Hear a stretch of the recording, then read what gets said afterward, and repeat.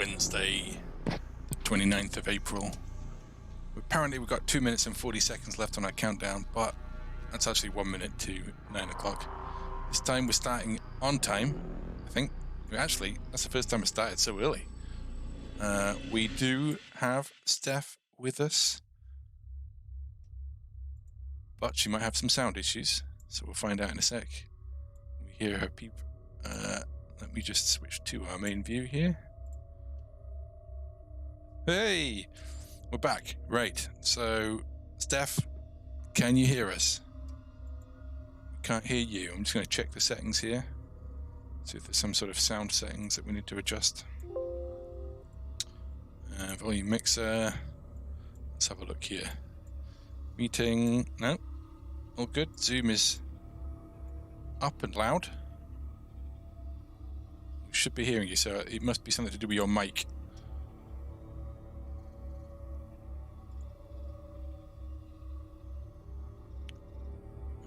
Let's just check we've got audio coming out the right bit. Yeah, we should do. You could always dial in on your phone if you want. There's a telephone number you can call. Should see it on the Zoom information.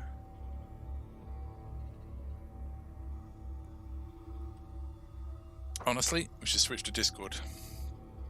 Discord is the way forward. So folks, if you're joining us right now, we are having some minor technical difficulties, but I'll leave it to Steph to sort them out. Oh, wait. What's that? Do I hear her? Let's just chill the volume on our VLC here. Yeah. Hello? Hello? Nope. Definitely can't hear anything.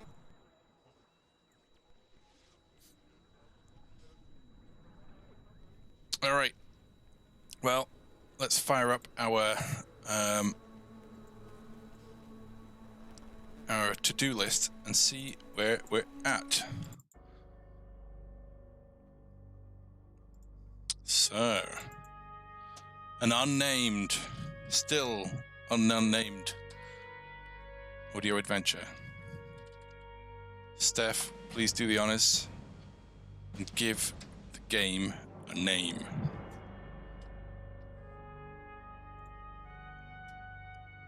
I'm just imagining you frantically fiddling with your... Aha!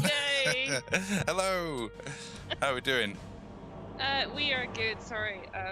New computer and nice microphones, and I got it working eventually. I'll tell you what, the sound has never been better.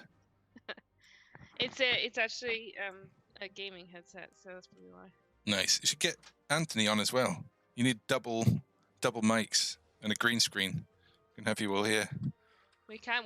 I've got my Rode mic working on the PC as well, so we can, in theory, have that. Hold on, 2 seconds. You have to. Oh, you couldn't possibly top that up, could you? I'm just asking for a coffee top up. Oh, nice. Yeah, I've seen the pictures of the beast. You have some mammoth PC there, so. Yeah, it's beautiful though, and so silent and very cool. Our CPU is currently 37 degrees right now. Nice, very nice. Yeah. Who needs heating? I know, right? Actually, no, that won't help you. No, we don't. In the winter days. Cool. Well, so you've been busy with audio, right? Yes, I have, very much so. Oh my god, I'm so excited. I got a sneaky peek. You gave me a sneaky peek earlier today. But yep. How are we going to do this? Are they uploaded to the Google Drive? What do you want to do? They are. Yeah, the MP3s are there on Google Drive under audio files. All right. Let's take a look. Hold on a sec. I got hit with a load of copyright claims the other day. Nice. Yeah. Turns out Young Carts. This is Young Carts, right? Young Carts. And Young Carts has a beat store because he does hip-hop beats. Ah. But it turns out that every hip-hop artist that's trying to make it big uses these entire tracks and then raps over them and then uploads them to Spotify. And then Spotify goes, oh, I heard that loop. I heard that tiny, like, 5-second loop on your track, and copyright strikes you from the person that used the loop on their track. And then they all copyright strike you. It's just crazy. Wow. So it looks like young Carts is no more. Anyway, so at the moment we've got copyright-free whole breach music going on in the background. Nice. So where are we going? Audio files, middle. Audio files. Ooh. All right. That's it. All right. Let's give it a full listen. In fact, actually, let's insert it into the game and then give it a full listen. Yeah. So one thing we need to do, we need to convert it. Try and stick to WAV files where you can, because yeah, I just did a quick one. MP3s will get compressed, and then we're going to compress it again as we turn it into an OGG file. A nice high quality WAV is a good starting point. Right. I've got Audacity, so I can just convert them all into ODG. Nice. I'll give you the exact settings. So cool. is it a stereo file? It is. Or is it fake stereo? No, it's real stereo. Cool. So we can leave it as that then.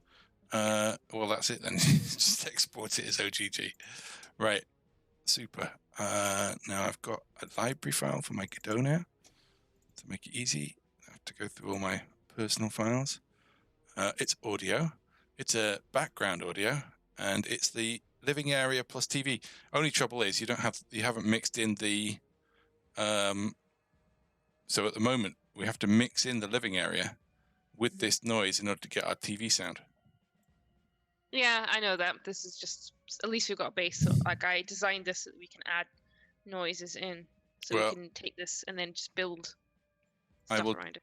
I'll just throw it in there right now. So we've got the real deal. I know you've done actually an amazing job, so we might as well put it in the way it should be. So let's mix that in. If I can work out how to do it from here. Don't think I can. I think I need to do it from here. So Audacity, Godot, audio, TV. Oh my goodness, I can't wait to hear it. Right, here we go. Living area. And wait a minute, close that. Throw that in there. Right, so that's our wow. Look how long you've got. Almost. Yeah. Wow. I can't believe it. That's awesome. What we need, I was just saying to you earlier, is that we need like a TV click and Jove going, you know what, sod this. Yeah. At the end. I tried to add a TV clicking, but it was horrible sounding, the ones I found. So nice. I got rid. So I found out a way of like creating an infinite loop for an audio file the other day. Which is quite nice. Amazing. Oops. But I think this just might work. Let's just try it. Come on. Let's just try that. Across the... Yeah, you can hear it. That's fine. Do-do-do. Paste. Paste. Oh my goodness. Right, so I'll just copy all that. It's a simpler way to do that, yeah. Yeah? Please do that. Is that what you're going to tell me? Yeah, just don't copy a segment at a time, copy the whole thing. I just wanted to get a big run up so I could just do bigger chunks. Yep. Right, there we go.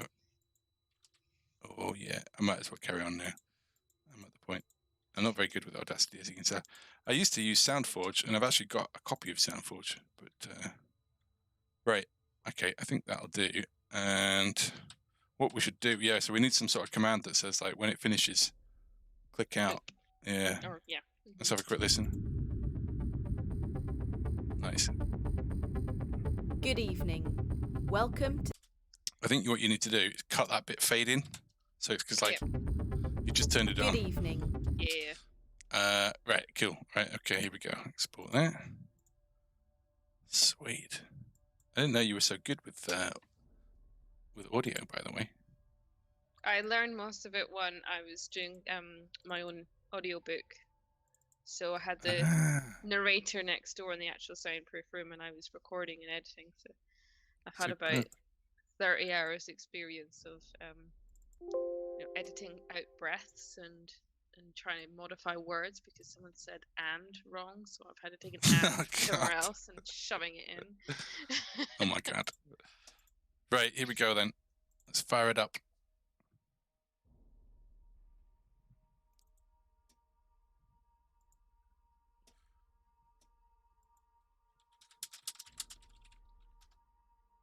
Testing my messages there. Seems to be working.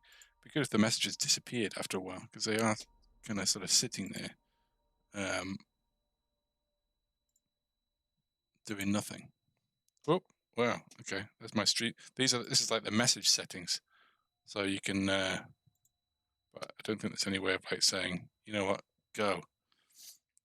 Yeah. Go away. Right, here we go then. So I don't know if you've seen the latest stuff. Have you seen the latest stuff? I tried to last night, and yeah, it kind of I don't know what it was with my internet or something, or your internet at the time, was basically YouTube just cried and died for me. So I tried. Right, no worries. I Well, caught a bit of you. I'll just turn on the sound. So I'll just share the screen with you.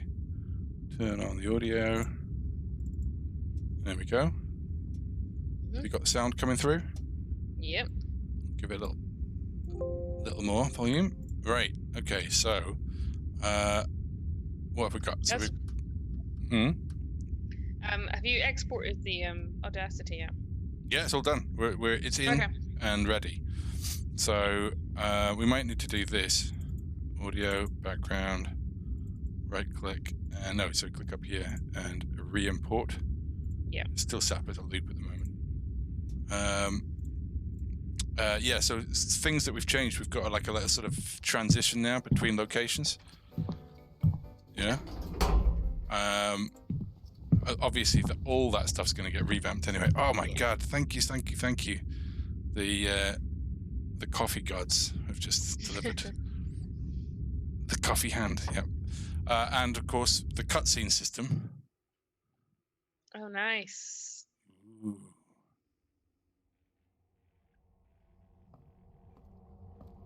Check out the voice acting. It's nearly time, Jove. He's waiting. I don't want to see him. I know, but it'll be nearly a decade until you have this chance again. That's his choice. we need some better acting for sure. He's doing it Yeah. for us, for all of us. I'm liking the font though. So if that's Your dad Thanks. fun.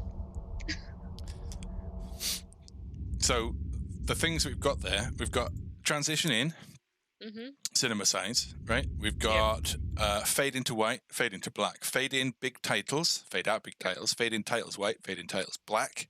Yep. We have got fade in image, fade out image, play sound effect, footsteps, It's nearly play time, audio Jove. and He's narration, waiting. so it shows the text, I don't is the wanna see character him. that's talking. I Cue know, them up, but it'll be so it nearly allows a you to decade cue them up until and you set have them this up. chance again. And then exit transition, which is me trying to do Cool. like some sort of Star Wars sort of flip screen. So now we can do cutscenes. The only thing is, obviously, there's no interaction there, right? Yeah, I was gonna say. So cutscenes will not have interaction. They're cutscenes. I think we need to define a cutscene as a cutscene.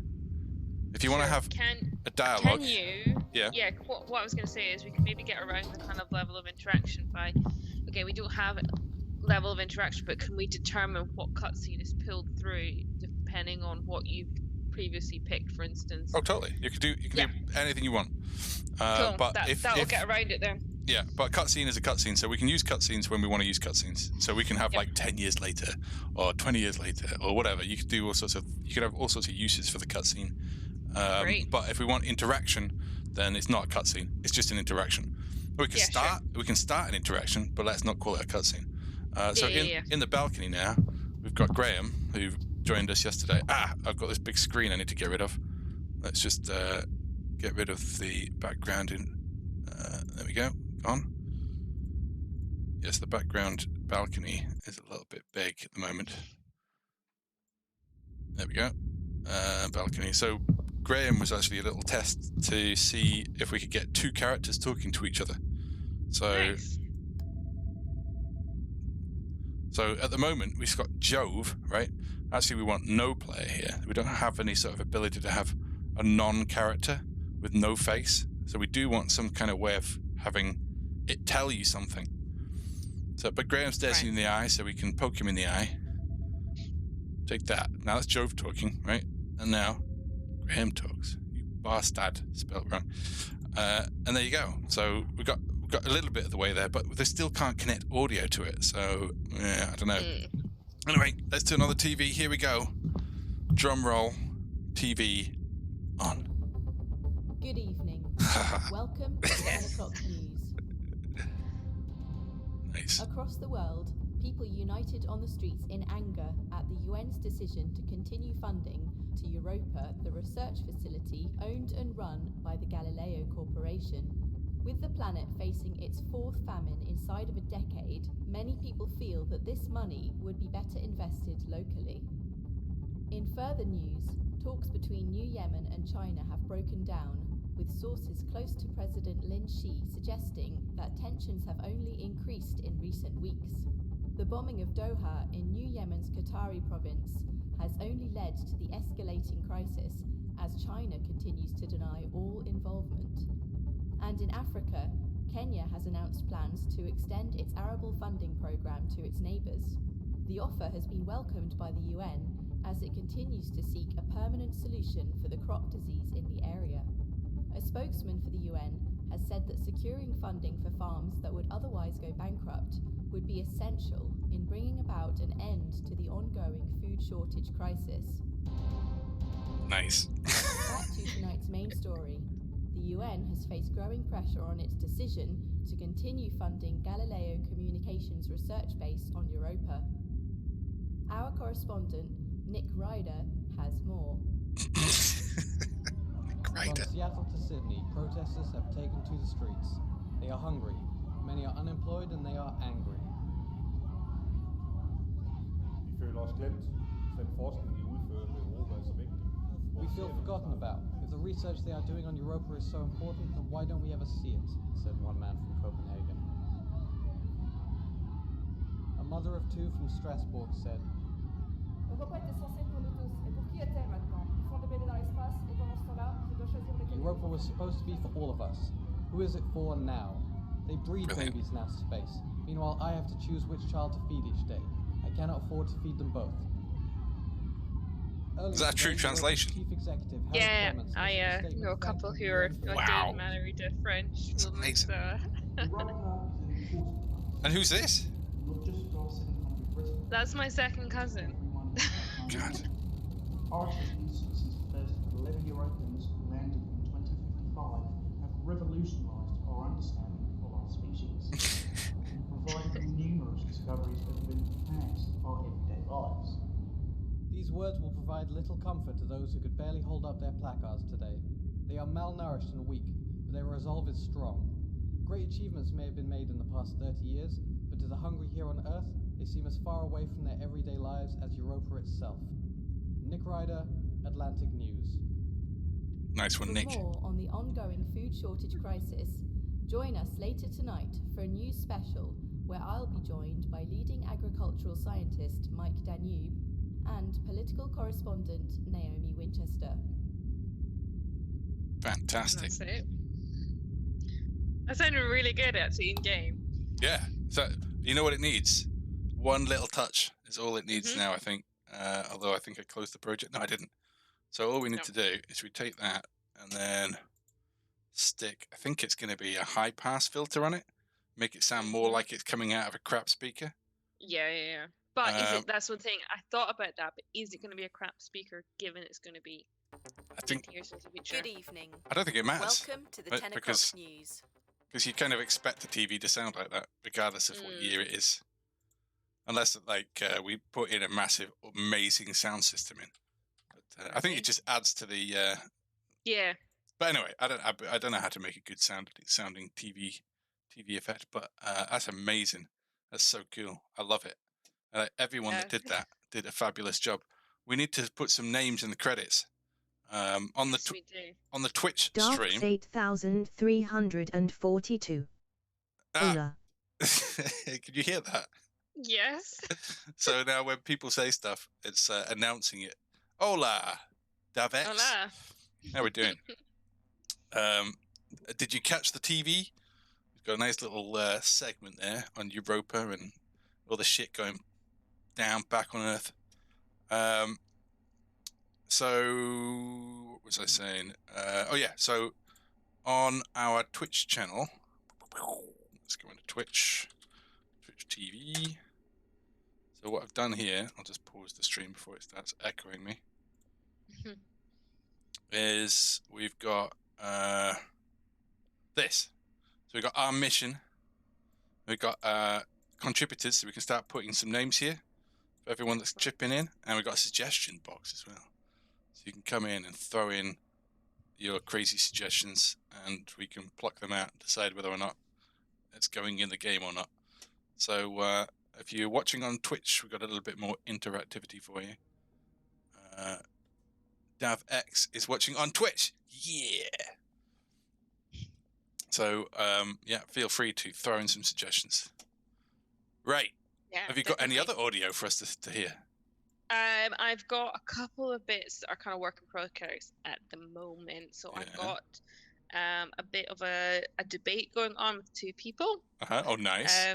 Two people have never met each other, so that was a challenge to try and... Are they talking to each other live then? Yes, they're talking to each other live. Nice. They've never met each other, so that was a challenge to do. I've not finished that, so it's very, very raw. Sorry, I forgot to ask, who are the other actors in the news? In the news, so we've got Tonna Mitchell, who's the news anchor, the one who opened up, and then we've got Alex Maskell, who is the reporter Nick Ryder. Nice. We've got Andre Pedersen, who is the Dane, and Ludivine Volet, who is the French woman. Wow, so as cool. Well as Callum Watts, who is our as of yet unnamed CEO of Europa. Nice. Oh my god, so they're going to have more lines later on then. Yes, and we could definitely. we could have more TV stations as things unfold. Yeah, because I kind of wanted the idea of like maybe just like there was you could walk into the rec room and then suddenly some sort of like soap is playing or like romantic drama or whatever, like something like that like is going on. I don't know if you remember the original Max Payne had like Lords and Ladies. Oh yeah. Yeah, I quite like, because that was like they actually did an actual episode. Like it was, if you looked at it in chronological order, it was an actual full episode arc. Yeah. I played every little corner of that game, and Max Payne 2 as well. Love that. Yeah. Stuff. Right. Okay. Cool. Is there anything else you want to show us then, or do you want to wait until it's done? Let's wait until it's done. I've been working on a couple of concept ideas for the. So we've got the tutorial kind of fairly well mapped out. I do want to add some more stories and some more dialogue options as well that we can interact. Maybe a couple more puzzles to kind of fill it out. And I've been working on some ideas for the second chapter, which is the Find Myra phase. Cool. Nice. Where it's 20 years later, 16 years later, and you're let into the sort of big wide world where you've got to solve puzzles and stuff like that. Yeah. So I have been working on a couple of concept ideas for that. We can have a look at that if you want to have a couple of ideas. Yeah, absolutely. What we can and can't do. I think it's in storyline materials down at the bottom. Chapter 1, Find Myra Ideas. Yeah. Cool. All right. Russo. Right. So we've got the main objective is to find Myra Rousseau. So as you go along this journey, you'll have like secondary objectives, etc. And go through it. And, I mean it's in detail, so you might want to kind of do a kind of summary essentially of what's here. Yeah, go on. But I want this to be, so I knew originally the idea was you had to, you were stuck in your quarters and you had to get out. So what I want to do is just take that off, because we got the tutorial now. That tutorial is going to teach everyone what you can do, how you can interact, and when you get to this, I'll kind of want free roam. So I'm opening it up. You'll start in your chamber. You'll have to unlock that message. But you've got free roam of the entire facility. Okay, cool. All right. Okay. Yeah. And then there might be security clearance for certain areas, and I want it to have a more of a kind of I want to say not corporate but lived-in feel. So between the tutorial and the the present day, 2105. There's been a huge investment in this place. So they now have a proper living area. So they've got a bar. They've got a special club, like sort of exclusive bar essentially for scientists. And then you've got a greenhouse which will provide lots of like different audio experiences as Nice. well. Awesome. And then you're gonna have the labs. Obviously, you're gonna have an atrium. You're gonna have a communications room.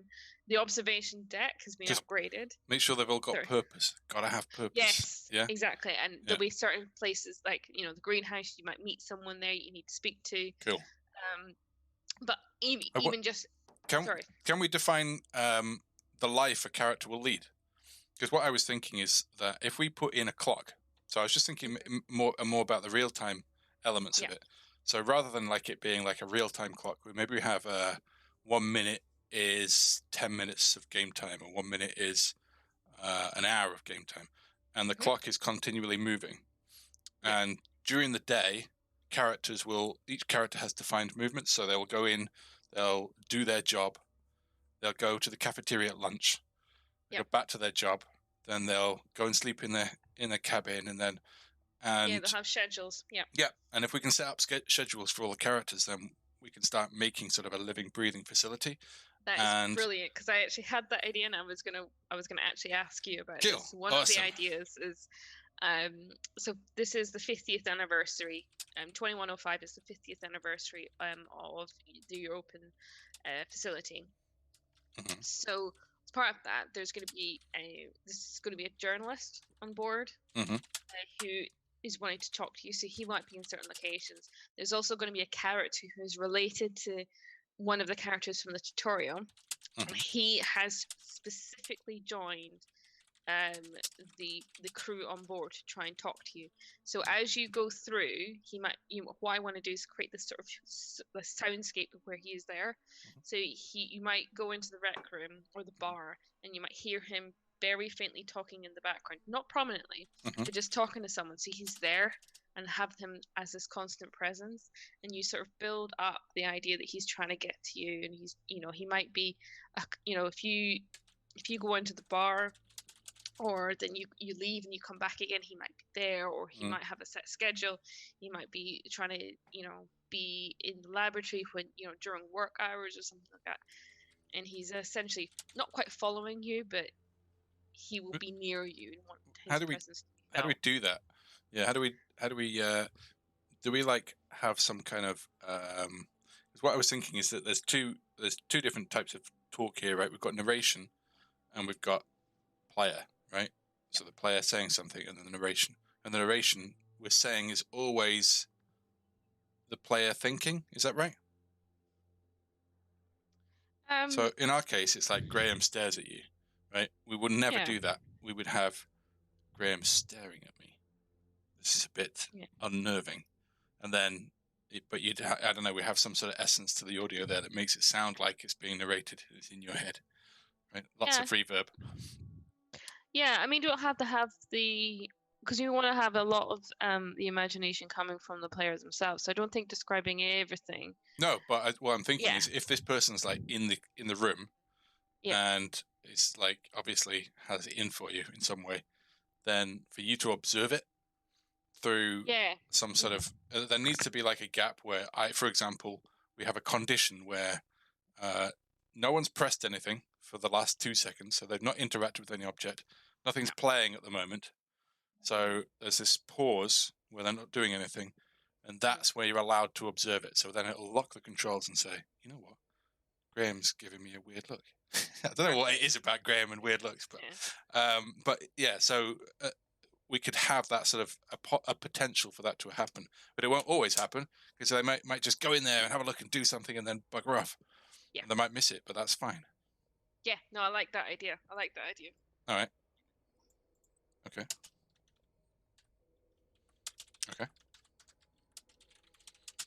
I'll just put a little note here. Yeah, no. So characters may say things. Say things sort of automatically, I think. Yeah.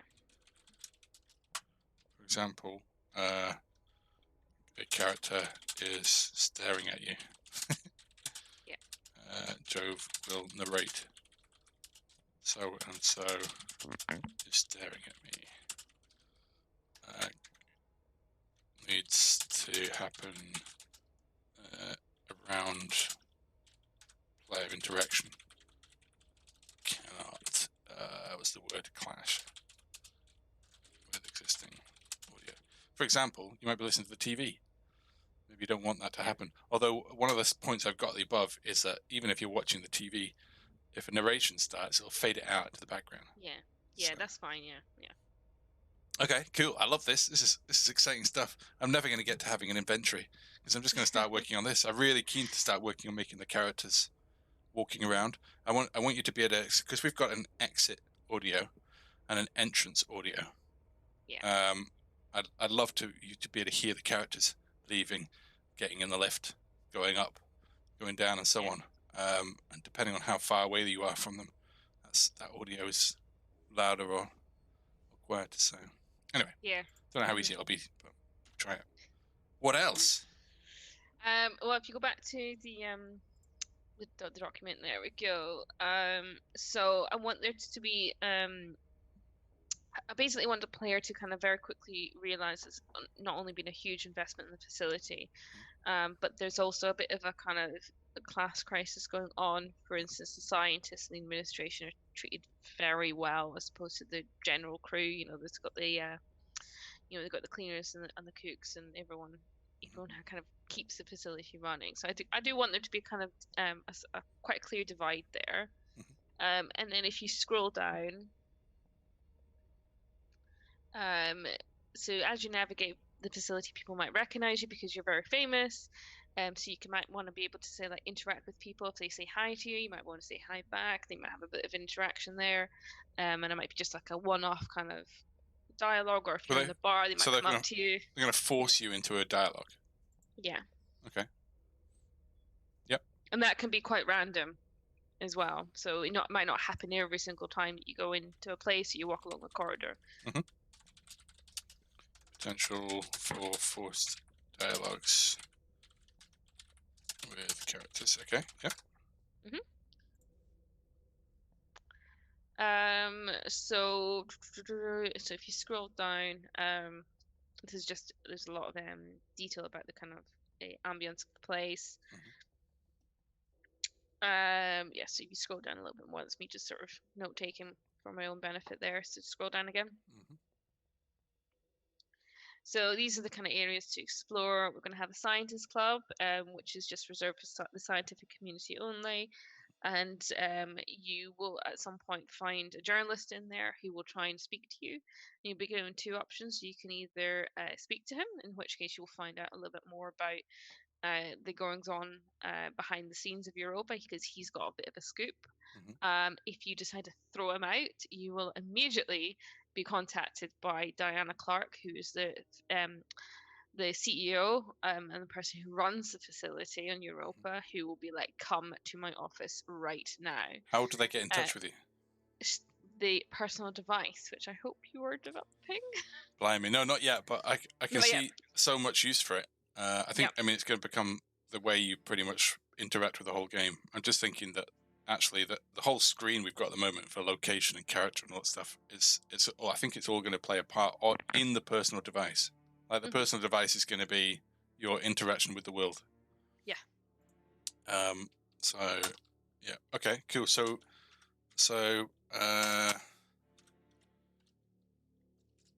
we could do that as a cutscene.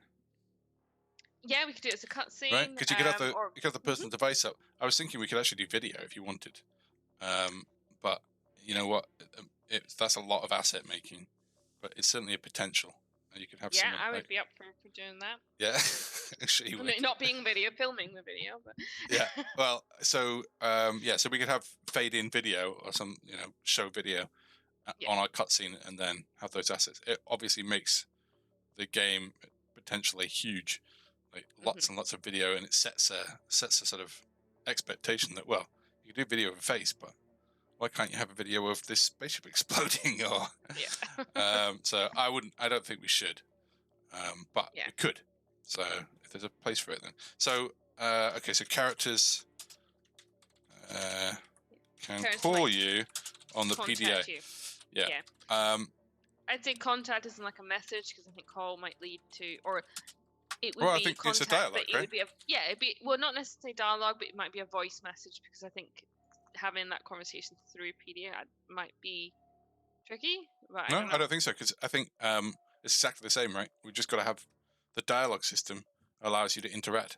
So so the call will come through. But so rather than starting with a dialogue of someone saying something, it'll just start with the PDA ringing, and you get the answer to answer it or not, with the option to answer it.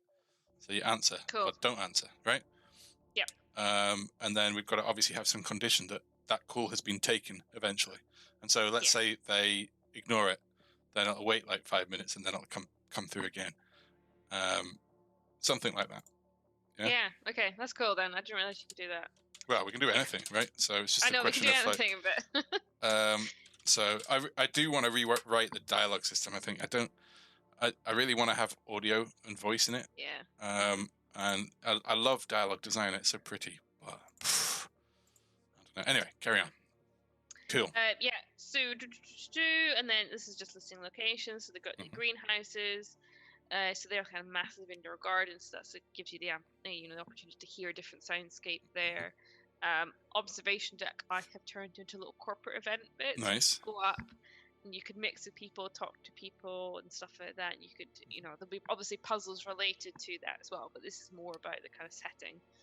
And then you've got security administration, so you might need to go to either to be able to unlock stuff and be able to like get security clearance or find out the kind of the timings of certain things, whatever. I do have an idea that there's an investigation where you might need to see the shuttle departure times and find a kind of secret hidden log where you find that a shuttle's actually departed without not without anyone knowing about it, but more it's off the record. So nice. That will be a prompt for you to kind of investigate that. Cool. So this is talking more about the potential plot. Oh my God. Yep. So when it's talking about the man who's wanting to see you, at first you don't know about it. So this is the guy I'm referencing who might be staring across the room at you, or he might be just around you at certain locations. When you go to your desk one time, or maybe the third time you go to your desk in the laboratories to look for anything, someone might say, "Hey, there's this weird guy hanging around. Like, do you know who he is? I told him to leave, but he was just being weird." So there might be kind of those kind of procedural responses there. Yep. And then that's just context. You can gloss over that because that's a spoiler alert. Okay. And then that's the journalist that I was referring to. Yeah. So there's two options. So if you do go to see Diana after she's summoned you to her office, she will then try and get you to do this interview. Right. With the TV journalist. So it's an interview regarding the ship disaster that your father died in. So you can choose to be a part of that. You can choose not to be a part of that. And depending on what you do, that might mean if you don't do it, she might basically not grant you any favors in the future. She might be quite hostile to you. And if you do it, then not only she might grant you favors and you're in her good books again, you might find something out from the journalist there that might help you understand what's going on. And so, just to go back, because I know your idea is constantly evolving, and don't worry about spoilers at this point, because I think we've got to get into the spoilers. Let's face it. You can hide a few of them, but first of all, I want to ask: is everyone going to die horribly? And there's going to be loads of nasty, horrible aliens coming invading, bursting out of chests. Anything like that? Not bursting out of chests. No. But there might be some horrible deaths. There might be some deaths. Right. Okay. Just checking. Not that I'm, morbidly obsessed with death or anything, but it just, I've read your first book, so I just thought something dramatic's going to happen at some point, right? At some point, it has to, right? Good. All right. Just checking. So the other question I had was, so when this scene starts and everything kicks off, are you still talking about like something potentially impacting on Europa? Is that still how it kicks? Sorry. When we first wake up in bed. Yeah. Or is that Yes, different but now? yes, I'm toning it down now. Okay. So instead of it being an alert, so you're just hearing about it. You're building you up hear to about it, and you might hear. So Okay, this is going to be a fairly regular event, and this is why we need the administration. They schedule lockdowns at a certain point, which might help for certain puzzle development in the future. Nice. So they will schedule lockdowns when they know that. When they know that there's going to be for instance, a meteor strike, or when something is happening on the atmosphere of Europa that basically means normal functionality cannot continue.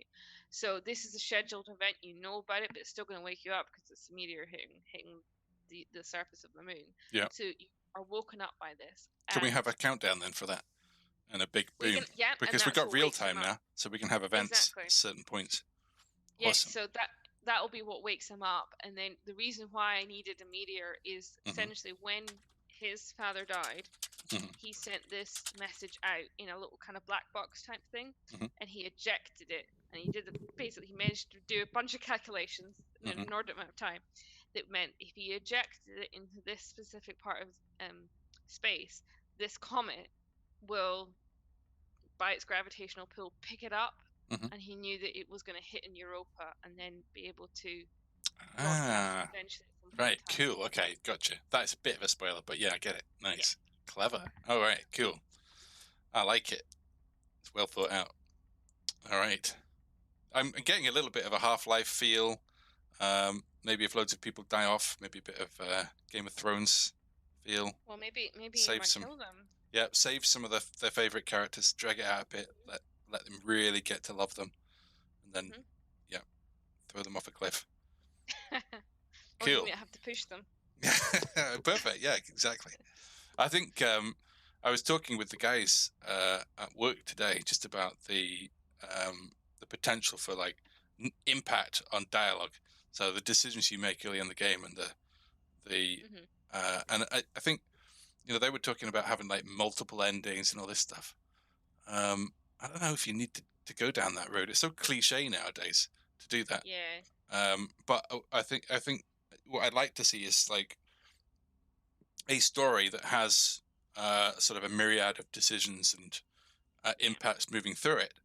But I want to add some depth so that you could play it again, and you could play it and complete in a completely different way. That doesn't necessarily mean puzzles, because I'd like to go back to sort of this sort of rogue elements of areas that have some kind of combat or something more than just a point and click adventure that builds with the narrative.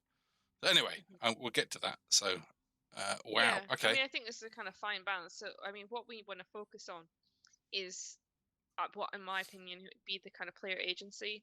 When they do pick an option, they want to have faith that is going to, that is going to maybe change something, or it's going to change change a situation, how they would want to play it, or how they would play it in reality.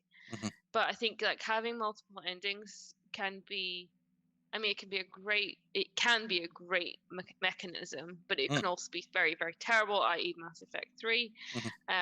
You don't want it to be a click this, click that, click this, but maybe something more along the lines of I don't know, The Witcher 3, which I know you've not played yet, or finished yet. But without any spoilers, there are certain decisions you make very early on in that game that really do affect it. And I managed to, let's just say I believed a tree, and I shouldn't have believed said tree, and that basically meant that everyone died at the end. That's a spoiler, right? If ever I've heard one. Right? Yeah. Okay. Well, okay. You could do that. But I think you could have a certain. You could build it up so you're not just necessarily at the end where you've got the M Gainatron where you just select a button and it's just multiple endings. Maybe you could have multiple endings depending on how you play the game. 8342. Silence spoiler witch. No spoilers. Dear. Talk to the tree. Don't believe it. It lies. Yeah. Yeah. I'm hoping you just made that up. But anyway, sorry, go on. Totally. What was I saying? Basically, you can have multiple endings, but I think that not steer clear away from the multiple endings depending on the last level. Have multiple endings where they might be just slightly tweaked, or or they're completely different, but they're completely different because you have,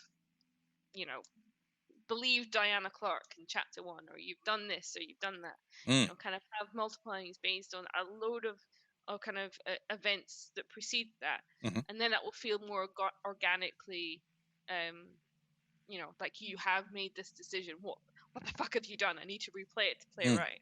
I kind of like the one you touched on before The Witcher. I can't remember what it was, but more along the lines of you've made a decision at the beginning that just plays the game differently. It's the same story, but just so like oh god, what's the like any of those big RPG games where you pick your character at the beginning, you play the same story, but because you're playing a different class, you play a different type of game. You could be a mage, you could be a warrior. You play it in a different style. And now I'm not saying that we need Jove to decide whether he's going to be a laser sword user or a rifle or whatever, but maybe something along those lines. Yeah, absolutely. Especially when it comes to, like, for instance, the 3 options that we pose in the tutorial, where I'm trying not to spoil it too much now that we've been told off for that. But there's 3 options where you can do a nice thing, you can be a bit mean to someone in your life, or you can just leave and you might regret it. So those 3 options, depending on what you've done, they might influence your decision whether or not to do this journalist interview and the type of questions you might answer or not answer. Okay. So you could get a different set of questions, or you could get a different set of options to respond to if you chose, for instance, to just leave without saying goodbye.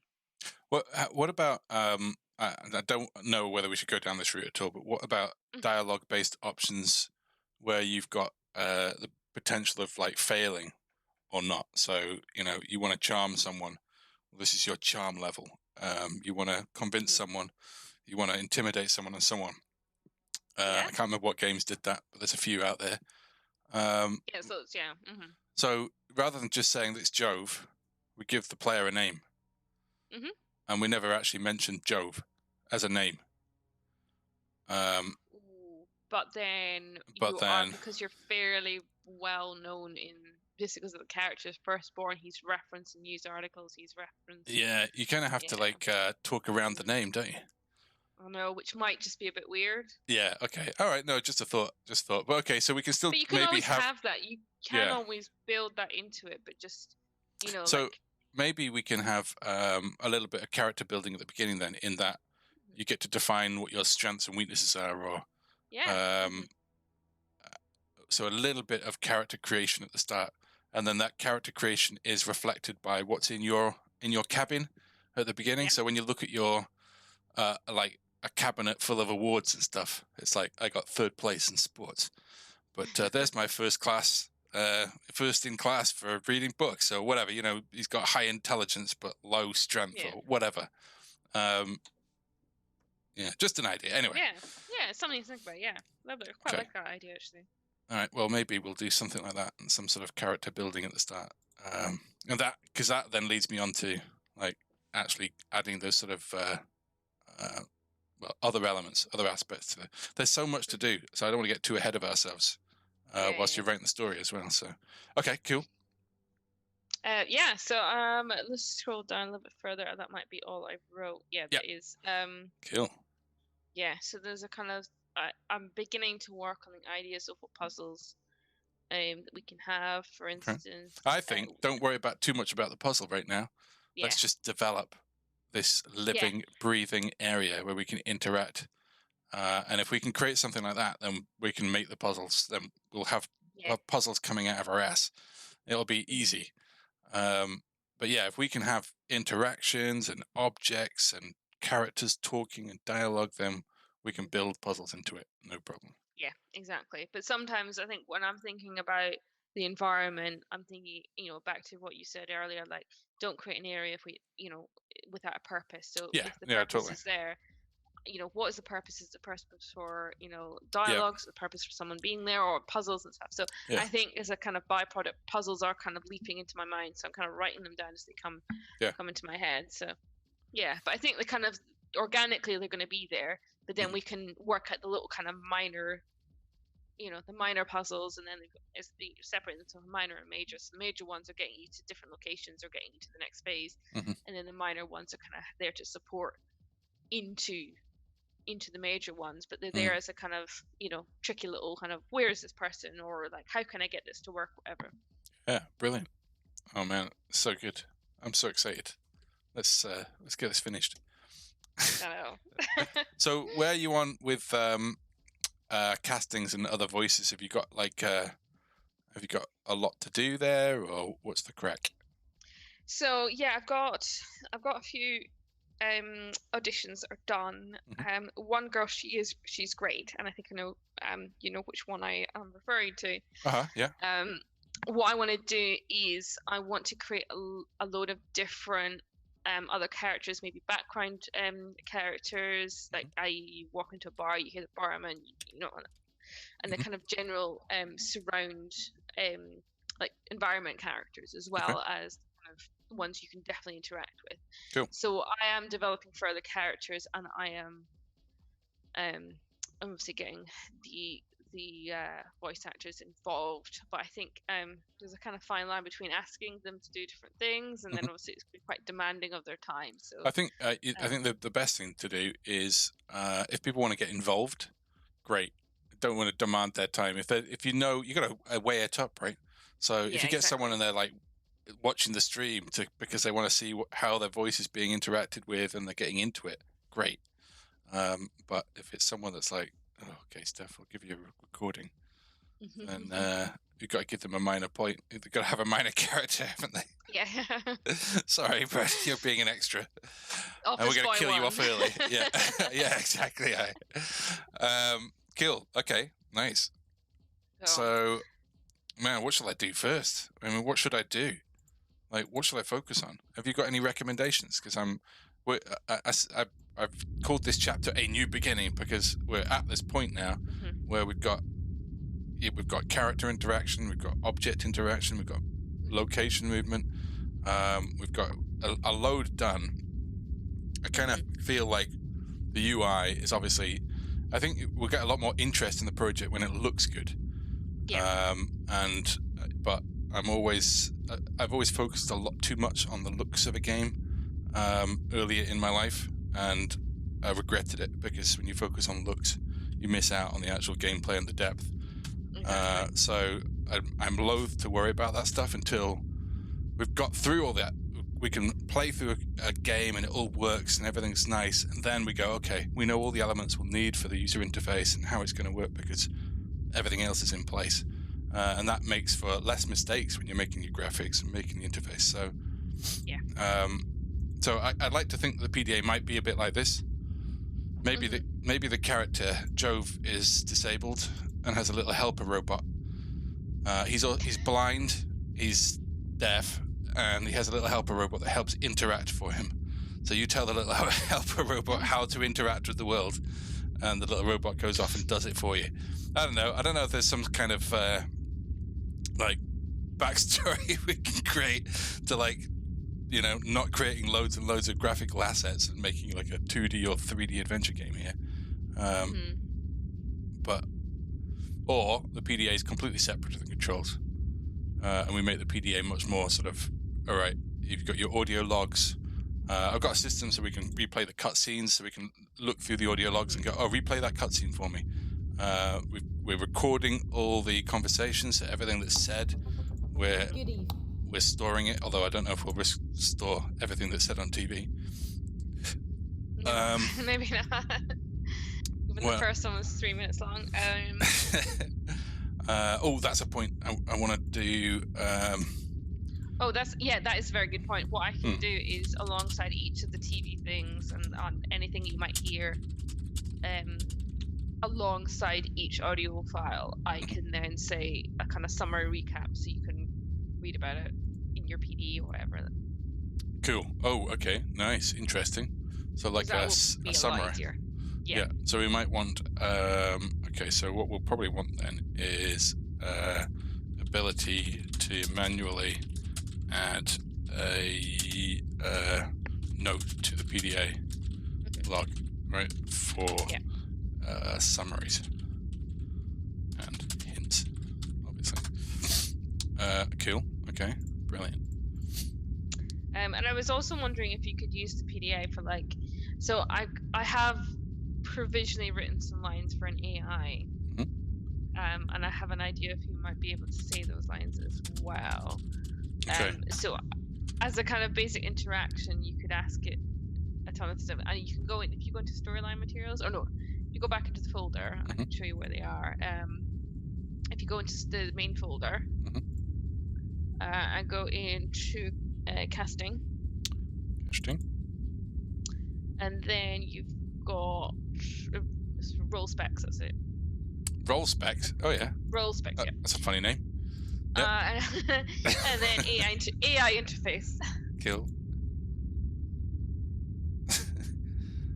Good morning, you Joe. could It's interact 1:45 GMT on Earth.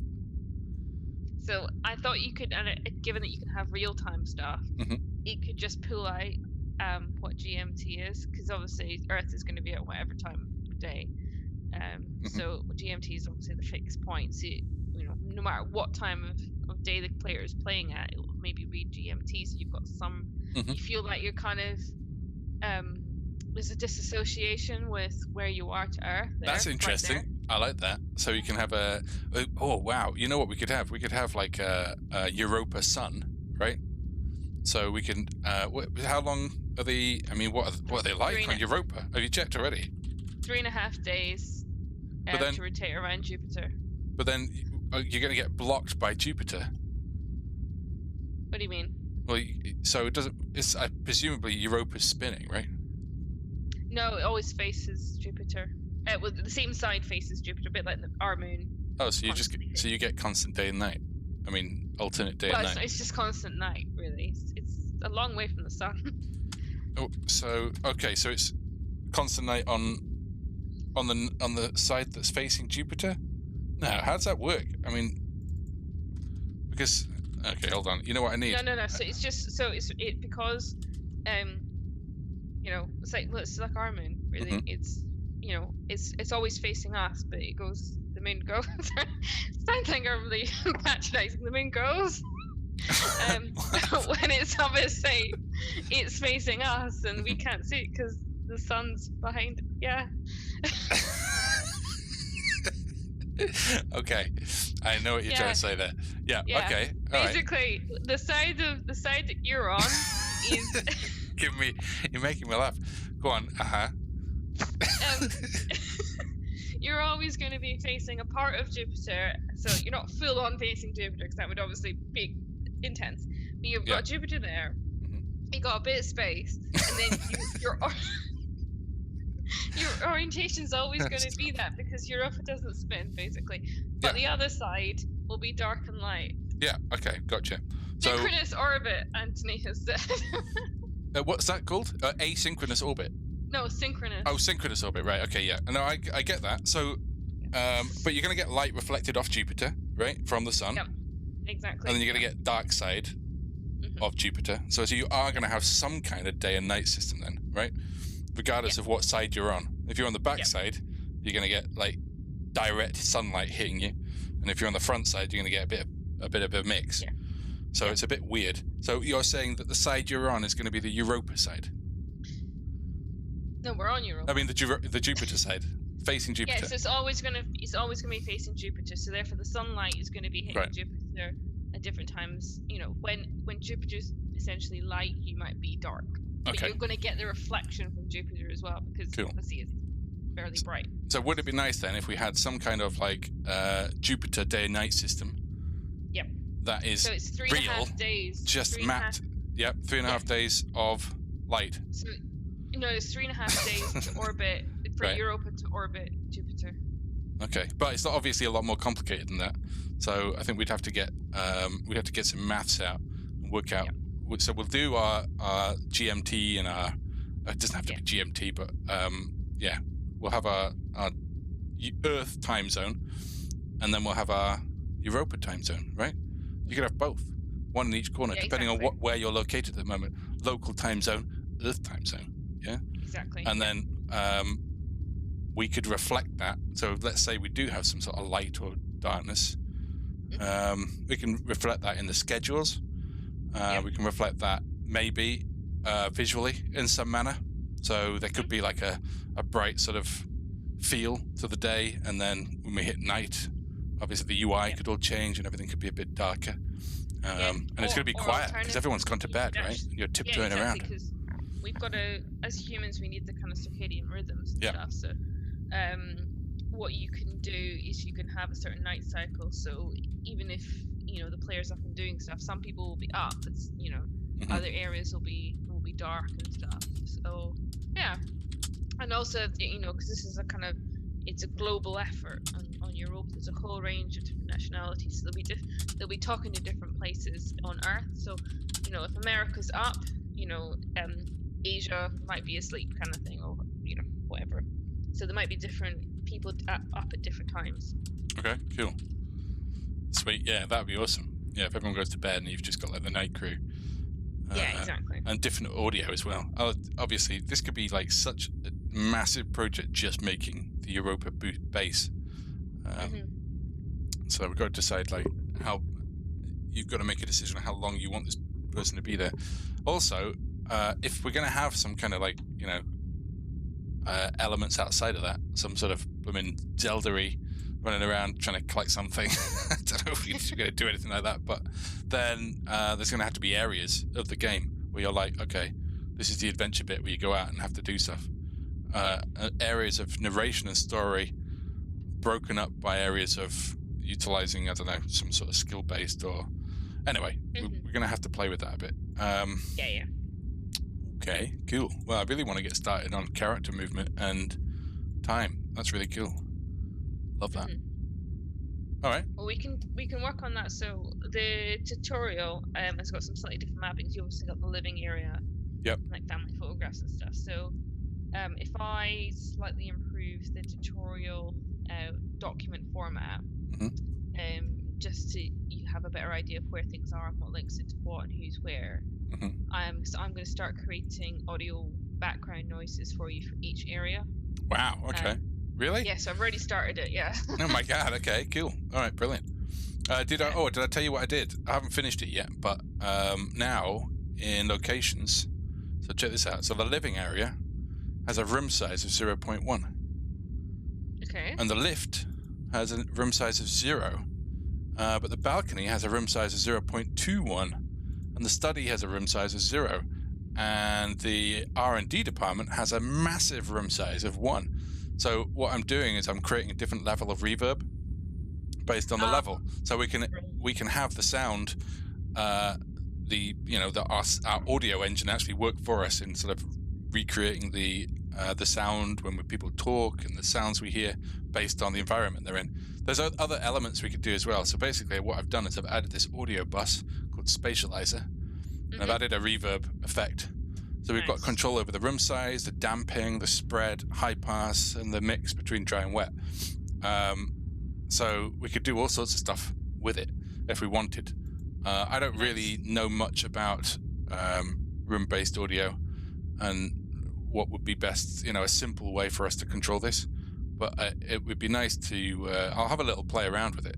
But what I want to do is transition. So when you move from one location to the next, I'm going to have the values loop from one to the next.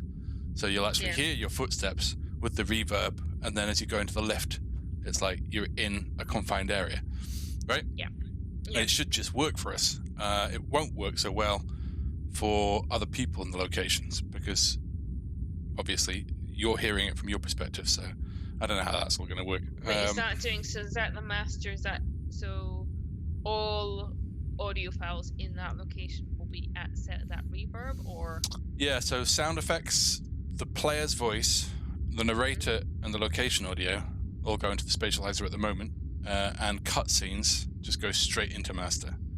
Right. Okay. But we can do this any way we want, and not only that, but we've got all these other sound effects as well, so we can do all sorts of things, pitch shifts and reverbs and stereo enhancing, and there's all sorts of cool stuff we can do. All of that is on Audacity anyway, so I've been doing certain profiles for certain movements anyway, it's worth doing some of that on Audacity. Yeah. But so what do you think of my Myra's feet. It took me ages. I don't know if you saw that episode, but picking Myra's feet.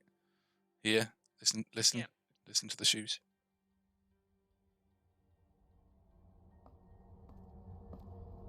Wearing heels on metal. Oh my god! What on earth was that? That something just went. Something went wrong. I don't know whether she's wearing heels, but it sounds a bit heely. Were you wearing heels? No, I didn't wear. I didn't You wear wore the heels then? No, I just found the audio. I looked for ages for like footsteps on metal. Oh, I know. Me too. I was literally doing that about 20 minutes before we started this, going to the mail. And the best I could find was someone was banging fans against the heater. And I was like, this is all right. You were on the same time. website as me then. Free sound effects. Yep. Yeah. It was pretty bad. I mean, it was so bad. Like bang, bang, bang. It just sounded like someone hitting a radiator, which is exactly what it was. Yeah. I don't know what happened there. That was brutal. I got some sort Good of. to know that it can It's nearly time, sometimes Joe. spam around. It's good to know what. Sorry. It's good to know that, you know. I mean, I suppose the programmer in me is like, oh, it's good to know that things fail, because then they fail for you than fail someone else. all the time. Yeah, absolutely. I'm going to have to take a note of that lovely bug. I don't know how I created it, but my bug. I haven't got too many bugs at the moment. I'm just like, I build them up and then I nail them as quickly as possible. So weird audio explosion on cutscene. That would have been great if the comments were hitting. Yeah, oh, perfect. I that usually happens when I'm like pressed the button too long, because the only bug I've got at the moment logged is this one. If I go enter the lift, shouldn't allow me to do that. So now it's going to go right, which is not good. That's brilliant. Keep that one in. And actually now, oh yeah, that's weird. Anyway, it doesn't matter. Keep that one in, okay? Maybe. Right, it's 10:05. We've done an hour. I'm really keen to just get started now, but I need to actually get my sleep. Thursday, tomorrow, 2 more days. So I'll see what I can do in the next couple of days. So I will focus on a little bit on the character movement, because I'm just so excited to Sleep do. is gooey-wooed. Sleep is good. Yeah, so I definitely want to get this stuff though, the real time stuff. That would be amazing. Yeah, I'll look up some maths. And stuff. Yeah, see if we can find something that just gives us like a formula to show what time it would be on Europa, for example, and on their however their time system might work, based on mapping it to Earth time. I don't know how we could do it, but let's have a little think and try and make it like, you know, real. Yeah. I love the depth of science fiction is always fun. That's why I think they've destroyed Star Trek, by removing all the scientific, sort of made up science, and dumbing it down to the most ridiculous. Oh God, Picard was just like, I was so disappointed. Yeah, I've heard a lot of bad things about that. God, I just went back and started watching like Next Generation and Voyager, and I was just like, I had to like sort of sort of reverse the damage that was done to me. Oh my God. Yeah, I kind of like Star Trek. Anyway, right, okay. Thanks, Steph. Awesome. Thanks again for joining us. Thanks to everyone for coming in, especially Mr. Dav X8342. I know who you are. Thanks to anyone that might watch later on. If you like the stream, then please subscribe and turn on your notifications. You can follow us on YouTube. You can follow us on Twitch. And this video will be in the live stream Godot YouTube playlist. So feel free to catch up on where we're at. And if you want to join in and help us, then let us know. You can message us on any of the videos. If you want to get in touch with Steph and do some recordings and be a character, then that's also on the table. So let's call it a night, Steph. Excellent. Right. Have a good one. Catch up soon. Catch up soon. Bye. All right. Cheers, Steph. Bye. And bye to everyone else. Cheers, guys. Night all.